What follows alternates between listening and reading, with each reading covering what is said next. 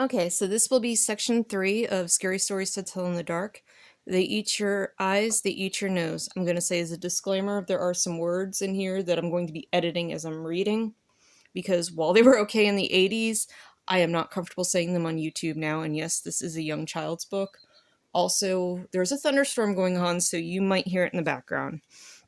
But anyway, let's start with the Hearse song. They eat your eyes, they eat your nose.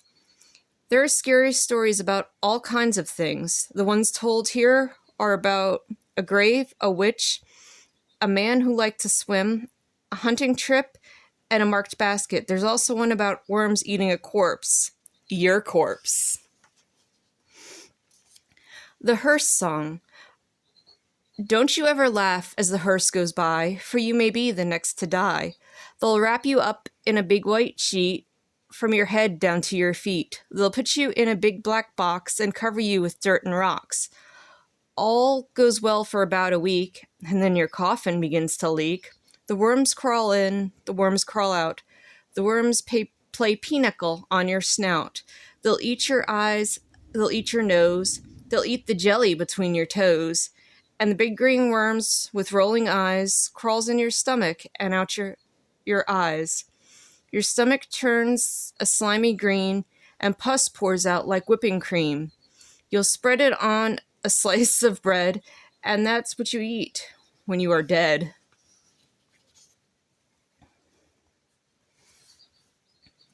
The Girl Who Stood on a Grave. Some boys and girls were at a party one night. There was a graveyard down the street, and they were talking about how scary it was. Don't ever stand on a grave after dark, one of the boys said. The person inside the grave will grab you. He'll pull you under. That's not true, one of the girls said. It's just a superstition. I'll give you $1 if you stand on a grave, said the boy. A grave doesn't scare me, said the girl. I'll do it right now. The boy handed her his knife. Stick this knife in one of the graves, he said, and then we'll know you were there. The graveyard was filled with shadows and was as quiet as death. There's nothing to be scared of, the girl told herself, but she was scared anyway. She picked out a grave and stood on it. Then quickly she bent over and plunged the knife into the soil, and she started to leave. But she couldn't get away. Something was holding her back. She tried a second time to leave, but she couldn't move. She was filled with terror. Something has got me, she screamed, and she fell to the ground. When she didn't come back, the others went to look for her. They found her body sprawled across the grave. Without realizing it, she had plunged the knife through her skirt and pinned it to the ground. It was only the knife that held her. She died of fright. A new horse. 2 farmhands shared a room. One slept at the back of the room. The other slept near the door. After a while, the one who slept near the door began to feel very tired early in the day. His friend asked what was wrong. An awful thing happens every night, he said. A witch turns me into a horse and rides me all over the countryside. I'll sleep in your bed tonight, his friend said. We'll see what happens to me. About midnight, an old woman who lived nearby came into the room. She mumbled some strange words over the farmhand, and he found he couldn't move. Then she slipped a bridle on him, and he turned into a horse. The next thing he knew, she was riding him across the fields at breakneck speed, beating him to make him go even faster. Soon they came to a house where a party was going on. There was a lot of music and dancing. They were having a big time inside. She hitched him to a fence and went in. While she was gone, the farmhand rubbed against the fence until the bridle came off, and then he turned back into a human being. Then he went into the house and found the witch. He spoke those strange words over her, and with the bridle, he turned her into a horse. Then he rode her to a blacksmith and had her fitted with horseshoes. After that, he rode her to the farm where she lived. I have a pretty good filly, he told her husband, but I need a stronger horse. Would you like to trade? The old man looked her over and said he would do it. So they picked out another horse, and the farmhand rode away. Her husband led his new horse into the barn. He took off the bridle and went to hang it up, but when he came back, the new horse was gone. Instead, there stood his wife with horseshoes nailed to her hands and feet. Alligators. A young woman in town married a man from another part of the country. He was a nice fellow, and they got along pretty well together. There was only one problem. Every night he'd go swimming in the river. Sometimes he would be gone all night long, and she would complain about how lonely she was. This couple had 2 young sons. As soon as the boys could walk, their father began to teach them how to swim. And when they got to be old enough, he took them swimming in the river at night. Often they would stay there all night long, and the young woman would stay home by herself. After a while, she began to act in a strange way. At least that's what the neighbors said. She told them that her husband was turning into an alligator, and that he was trying to turn the boys into alligators. Everyone told her there was nothing wrong with a man taking his son swimming, and that it was a natural thing to do. And when it came to alligators, there just weren't any nearby. Everybody knew that. Early one morning, the young woman came running into town from the direction of the river. She was soaking wet. She said a big alligator and 2 little alligators had pulled her in and tried to get her to eat a raw fish. They were her husband and her sons, she said, and they wanted her to live with them, but she'd gotten away. The doctor decided she had lost her mind. He had her put in a hospital for a while. After that, nobody saw her husband and the boys again. They just disappeared, but now and then, a fisherman would tell about seeing alligators in the river at night. Usually it was 1 big alligator and 2 small ones, but people said they were just making it up. Everybody knows there weren't any alligators around here. Room for one more. A man named Joseph Blackwell came to Philadelphia on a business trip. He stayed with his friends in a big house they owned outside the city. That night, they had a good time visiting, but then Blackwell went to bed. He tossed and turned, but couldn't sleep. Sometime during the night, he heard a car turn into the driveway. He went to the window to see who was arriving at such a late hour. In the moonlight, he saw a long black hearse filled with people. The driver of the hearse looked up at him. When Blackwell saw his strange, hideous face, he shuddered. The driver called to him, "There is room for one more." Then he waited for a minute or two, and he drove off. In the morning, Blackwell told his friends what had happened. "You were dreaming," they said. "I must have been," he said, "but it didn't seem like a dream." After breakfast, he went to Philadelphia. He spent the day high above the city in one of the new office buildings there. Late in the afternoon, he was waiting for an elevator to take him back down to the street. But when it arrived, it was very crowded. One of the passengers looked out and called to him. "There is room for one more," he said. It was the driver of the hearse. "No thanks," said Blackwell. "I'll get the next one." The doors closed and the elevator started down. There was shrieking and screaming and then the sound of a crash. The elevator had fallen to the bottom of the shaft.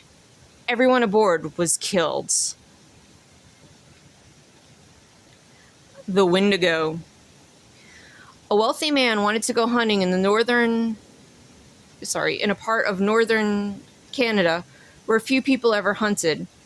He traveled to a trading post and tried to find a guide to take him, but no one would. It was too dangerous, they said.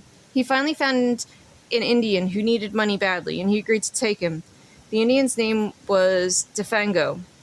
They made a camp in the snow near a large frozen lake. For 3 days they hunted, but they had nothing to show for it. The 3rd night, a windstorm came up.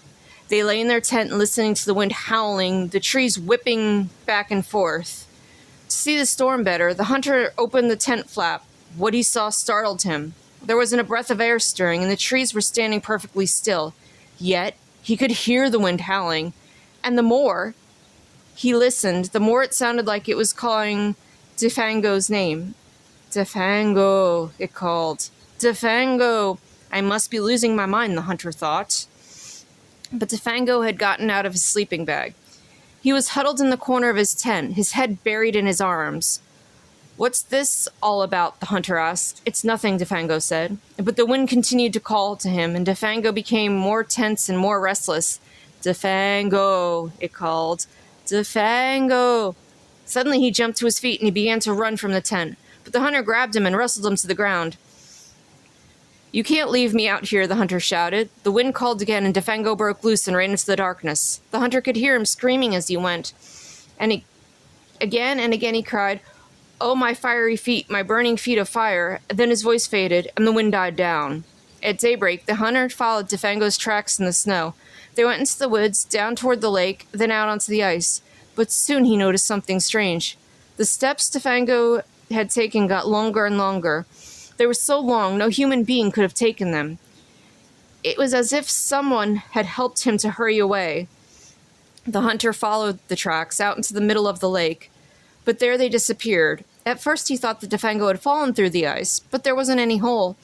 Then he thought something had pulled him off the ice and into the sky, but that made no sense. As he stood wondering what happened, the wind picked up again. Soon it was howling as it had the night before, and then he heard Defango's voice.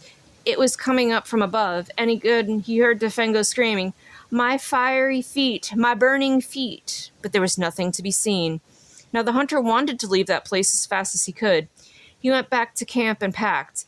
Then he left some food for Defango and he headed out. Weeks later, he reached civilization. The following year, he went back to the hunt in that area again. He went to the same trading post to look for a guide. The people there could not explain what happened to Defango that night. They had not seen him since. "Maybe it was the Wendigo," one of them said, and he laughed. "It's supposed to come out with the wind. It drags you around at great speed until your feet are burned away. And more of you than that. It carries you into the sky.